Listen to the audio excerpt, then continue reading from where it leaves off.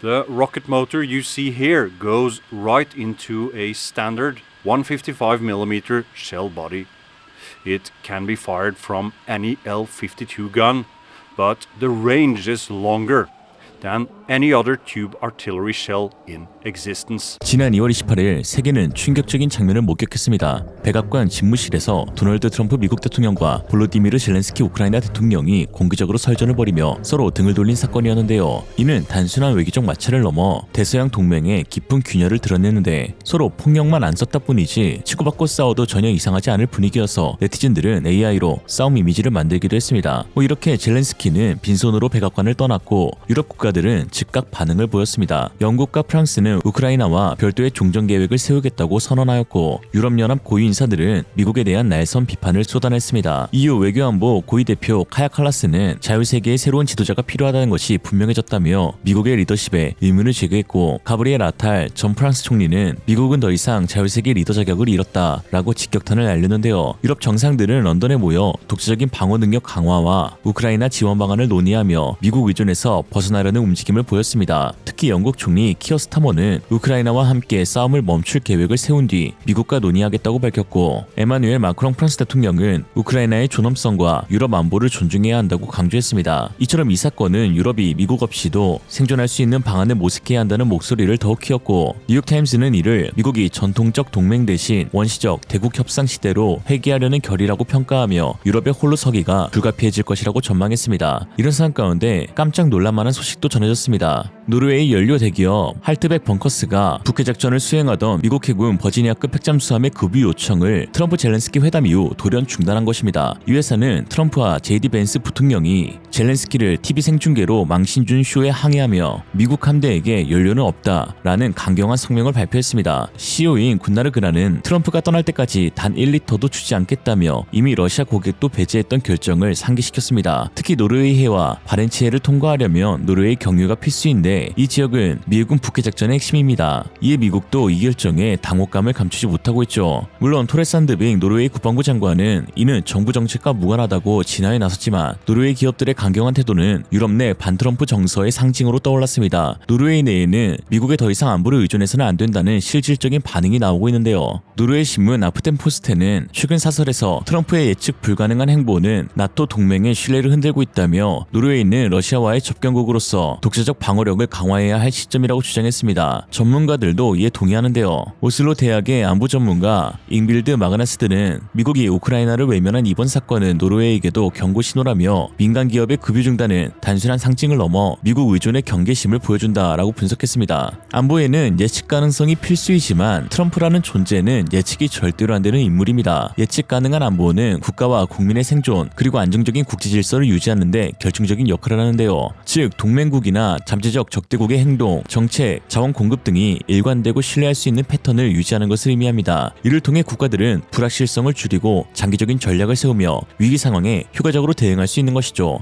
그런데 문제는 당장 현재만 놓고 보면 유럽이 혼자 뭘 해내기가 어렵다는 데 있는데요. 수십 년간 멈춰버린 공장, 불필요한 라이벌 경쟁 구도로 인해 동력을 잃은 방산산업, 평화배당의 혈안이 되어 축소하기 바빴던 군비 등 리셋에서 다시 시작이라고 봐도 무방합니다. 이에 노르웨이를 기점으로 유럽 곳곳에서 반트럼프 행보와 함께 대책국 찾기에 나서고 있는데요. 트럼프가 이끄는 미국보다 믿을 수 있는 국가와의 안보 협력을 추진해야 한다는 것이고 여기서 한국이 확실한 대책국으로 떠오르고 있습니다. 특히 에스토니아가 미국 로키드 마틴의 하이마스 구매를 철회하고 한국 하나의 천무 K239 다연장 로켓포 도입을 검토 중이라는 충격적인 소식이 이를 증명하는데요. 에스토니아 국방장관 한노 페부크루는 하이마스의 납기가 너무 길다며 몇 달 내 구매 옵션을 전환할 수 있다고 밝혔는데 대부분의 군사 전문가들은 트럼프의 예측 불가능성이 안보를 흔들 수 있다는 우려가 결정적 배경으로 작용했다고 분석하고 있습니다. 그 이유는 하이마스와 같은 MLRS는 발사될 뿐 핵심은 포탄이기 때문입니다. 이 포탄이 미국에 의해 공급되지 않는다면 첨단 하이마스도 그냥 돌아다니는 트럭일 뿐이죠. 트럼프 행정부가 우크라이나 지원을 중단한 것처럼 미래의 어떤 사유든 트럼프의 말 한마디에 포탄 공급망이 끊길 가능성을 배제할 수 없다는 것입니다. 트럼프 이후 차기 대통령직을 노릴 제이디 벤스도 더하면 더했지 덜할 사람이 아니라는 것도 똑똑히 봤고요. 에스토니아는 러시아와 국경을 맞댄 동유럽 국가로 시급한 안보 위기 속 안정적인 공급망을 국방을 최우선으로 고려했고 단일 국가 중 포탄 자체 생산량이 압도적인 한국이 대안으로 떠올랐습니다. 한국은 연간 60만 발 이상의 포탄을 자체적으로 생산하며 자급자족은 물론 수출까지 가능한 전세계 유일한 나라입니다. 이런 의미에서 천무는 단순한 무기 이상의 가치, 즉 천무를 도입하면 한국의 값싸고 품질 좋은 포탄을 사실상 무제한 공급받을 수 있다는 보증을 얻게 되는 셈이죠. 하나의 천무는 이미 유럽 방산 시장에서 두각을 나타내고 있습니다. 구수련제 122mm 로켓의 호환에서부터 한국산 130mm, 227mm, 239mm, 400mm, 600mm 등 다양한 로켓 미사일을 발사할 수 있고 최대 사거리 300km의 KT짐 전술 탄도 미사일을 탑재해 유연성과 화력을 자랑합니다. 특히 폴란드의 호마르케이트 프로그램에서 폴란드산 옐츠 트럭에 통합돼 나토 시스템과의 상호 운용성도 입증했습니다. 이런 사안 가운데 에스토니아 이외에 또 다른 한국과 노르웨이에서 천무에 대한 러브콜을 보내고 있는데요. 노르웨이는 군 현대화를 위해 장거리 정밀 타격 능력을 강화하려 하고 천무가 유력 후보로 떠올랐는데요. 지난 2월 오슬로에서 열린 한화 노르웨이 산업의 날 행사에서 천무는 노르웨이 방산 관계자들로부터 큰 관심을 받았습니다. 한화와 노르웨이의 협력은 이미 매우 깊은데요. 2017년부터 한화는 노르웨이에 K9 비다르 자주포를 공급했고 2022년 추가 주문으로 K9 28대, K10 탄약 운반 장갑차 14대를 납품했습니다. 특히 한화가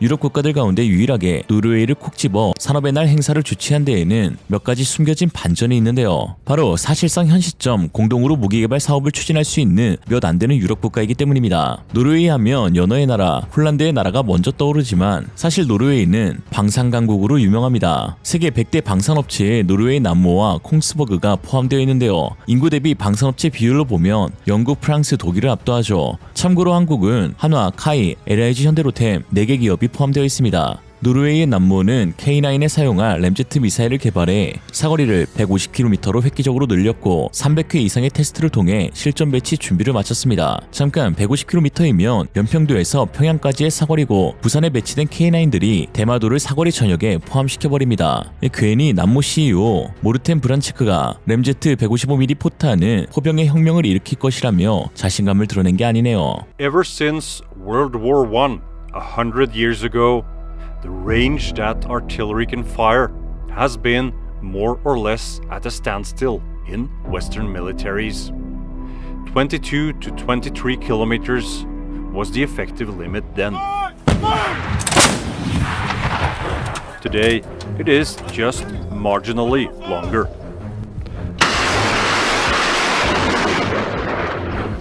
Countries like Russia, however, have built much more capable artillery systems.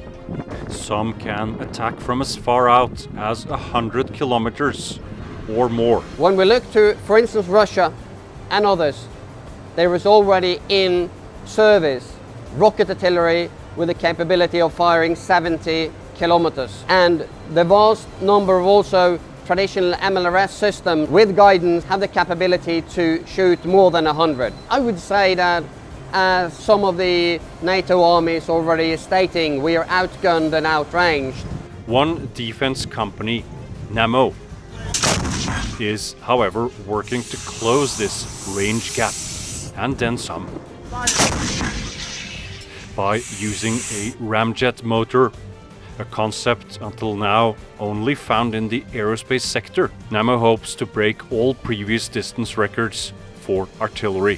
What you see here is the model of Nammo 155 ramjet projectile in development. It has the same length as a standard shell, but that is maybe the only similarity. At very high speeds, atmospheric air goes into an air intake, is compressed, and as temperature rises, it is ignited together with the rocket fuel. At the front, there is an air intake. A traditional rocket motor uses oxidizer within the energetics. Here, the air goes in the air intake, is compressed, the temperature increases, it's mixed with the propellant, and the back end of the shell is the ramjet rocket motor. Ramjets work best at very high speeds, around Mach 3 or more.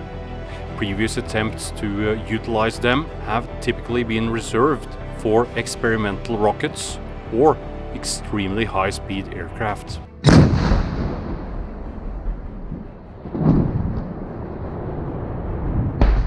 But there is one more instance where ramjets can operate. some artillery projectiles do have enough speed. At their test center in Norway, Nammo started exploring the concept in 2015. Since then, more than 150 successful motor tests have been completed.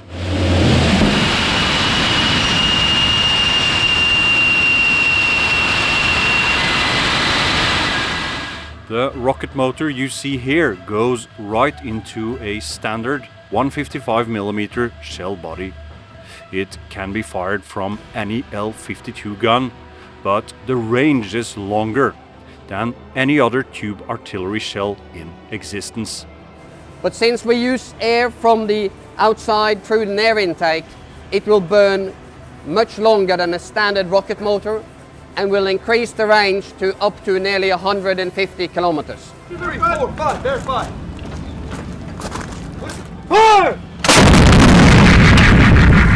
Most standard artillery still only has a 20-kilometer reach.